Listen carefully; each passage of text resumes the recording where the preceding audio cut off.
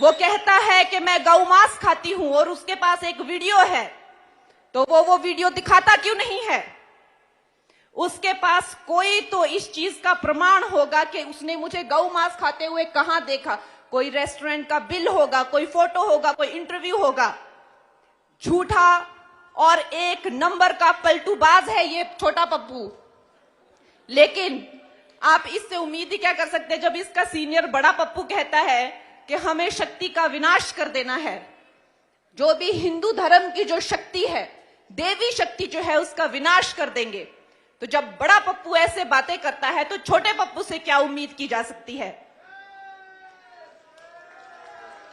छोटा पप्पू मुझे कहता है कि ये कलंकित है, ये अपवित्र है और इसको देवभूमि में आके पवित्र होना चाहिए।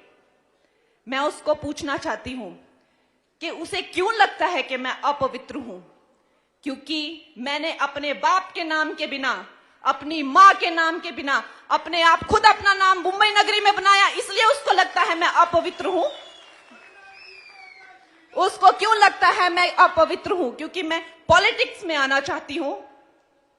उसकी क्यों जलती है कि मैं पॉलिटिक्स में आना चाहती हूं? मैं अपनी महिला बहनों को पूछना चाहती हूं कि ये जो पुरुष प्रधान समाज है, आज तक हमने इनको वोट दिए हैं, आज तक हमने सब सपोर्ट किया है, लेकिन आप अपनी आंखें बंद कीजिए और अपने आप से पूछिए, जब आप सोचते हैं कि सेंटर में कितनी महिलाएं हैं, मिनिस्टर कितनी महिलाएं आपके सामने आती हैं? 2-3।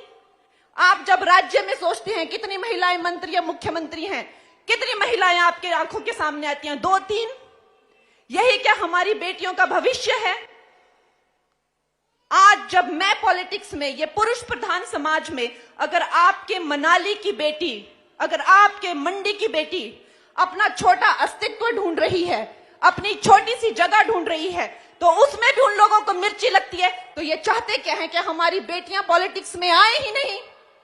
क्या ये पॉलिटिक्स जो है सिर्फ और सिर्फ पुरुषों के लिए ही रह जाए? एक तरफ ये पुरुष हैं और एक तरफ हमारे मोदी जी हैं, जिन्होंने महिलाओं को 33% आरक्षण दिया पॉलिटिक्स के लिए।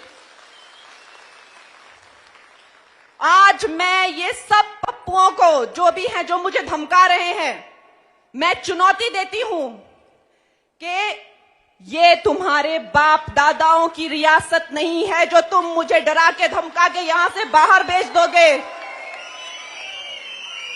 ये नरेंद्र मोदी का नया भारत है।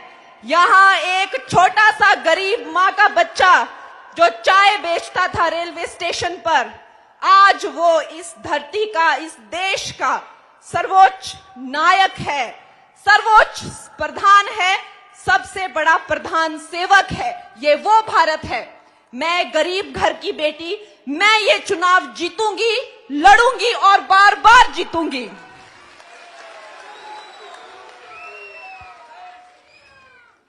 ऐसे राजा बेटा मुझे बहुत मिले हैं, यहीं नहीं मिले, हर जगह मिले हैं।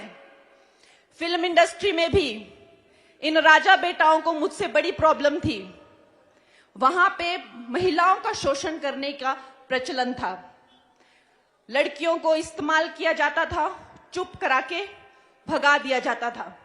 इसके खिलाफ जब मैंने आवाज उठाई तो यही वंशवादी, यही परिवारवादी कुछ पप्पू जो शराब और ड्रग्स के नशे में धुत रहते हैं, इन्होंने मुझे डराया, मुझे धमकाया, यहां तक कि मुझे नोटिस भेजा और मुझे जेल में डालने की कोशिश की। लेकिन मेरा कुछ नहीं बिगाड़ सके। इन्होंने मुझे खत्म नहीं किया। मैंने अपनी फिल्मों से हीरो ही खत्म कर दिए।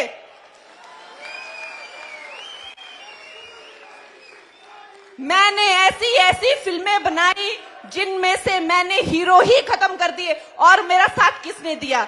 मेरा साथ इस भारत की जनता ने दिया, एक एक नागरिक ने दिया और फिर भी मेरी फिल्मों को सफल बनाया। फिर एक और पप्पू मेरी जिंदगी में आए, उद्धव ठाकरे,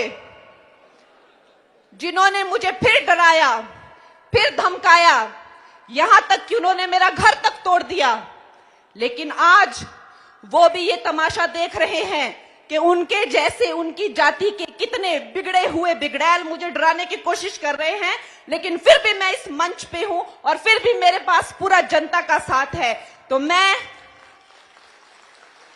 इस मनाली की धरती से, माता हडिम्बा की धरती से ये प्रण लेती हूं कि मैं यहां वापस आऊंगी और आप लोग जब मुझे विजयी बना के यहां वापस लाएंगे तो हम अपनी बेटियों के लिए और अपने समाज के लिए एक बहुत बड़ा उदाहरण बनाएंगे कि हमारी बेटियां हर क्षेत्र में लड़कों के साथ चलेंगी और बिल्कुल पीछे नहीं रहेंगी। मेरे प्यारे दोस्तों, ये जो नया भारत है कितनी तेजी से विकास कर रहा है, कितनी तेजी से विकसित हो गया है और हम अभी भी वही फंसे हुए हैं कांग्रेस के झमेलों में। अब ये बात गई, ये बहुत पुरानी बात है, ये कांग्रेस की बात बहुत पुरानी बात है। इनके झांसे में बिल्कुल मत आइए। इन्होंने आपकी मासूमियत का और आपकी शराफत का फायदा ही उठाया है। कहां मिले आपको 1500 रुपए, कहां मिली आपको नौकरियां? इन लोगों के झांसे में मत, सारे देश ने इनसे मुंह फेर लिया है। अब आप लोग वापस उस दुनिया में मत जाइए जिस दुनिया में हमारा भारत भ्रष्टाचार से, गरीबी से और करप्शन से पूरी तरह से पीड़ित था। वापस उस जगह मत जाइए। अब हम बहुत आगे निकल चुके हैं। वो करप्शन की महामारी से हम बहुत आगे निकल चुके हैं। कहां तो हम 11वें नंबर पे थे, अब हम 5वें से तीसरे से पहले नंबर की बातें कर रहे हैं। ऐसी इकोनॉमी हम बन रहे हैं। नेशनल हाईवे यहां पे देखिए मनाली में क्या कितने सारे रोड्स आ गए हैं। हमारी जो बहनें हैं, हमारी जो बेटियां हैं, उनको शौचालय से लेकर, मकान से लेकर, गैस सिलेंडर से लेकर